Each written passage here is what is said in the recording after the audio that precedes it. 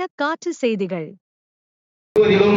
எங்களது சங்கம் எதிர்த்து போராடி கொண்டிருக்கிறது.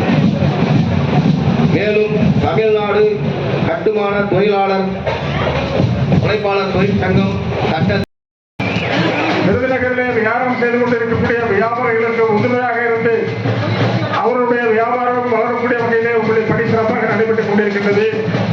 அதற்காக இந்த நல்ல நாளில் உங்களை வாழ்த்துவதற்கு கடமைப்பட்டிருக்கின்றோம். குறிப்பாக தமிழகத்துடைய முதலமைச்சர் முகமது தளபதி அவர்கள் இந்த ஆட்சி பொறுப்பேற்ற 4.5 ஆண்டு காலத்திலே தொழிலாளருக்காக எண்ணற்ற திட்டங்களை அறிவித்து அதை செயல்படுத்திக் கொண்டிருக்கின்றார்.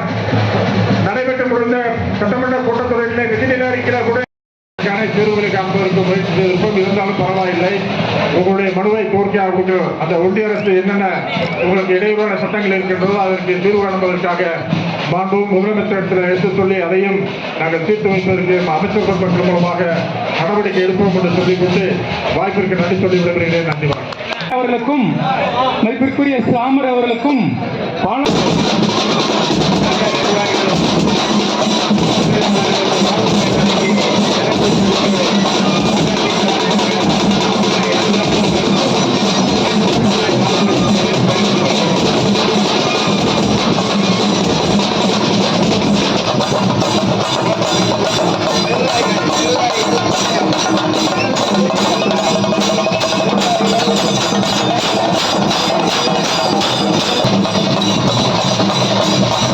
நிர்வாகிகள் அந்தந்த சங்க நிர்வாகிகள் நிகழ்ச்சியை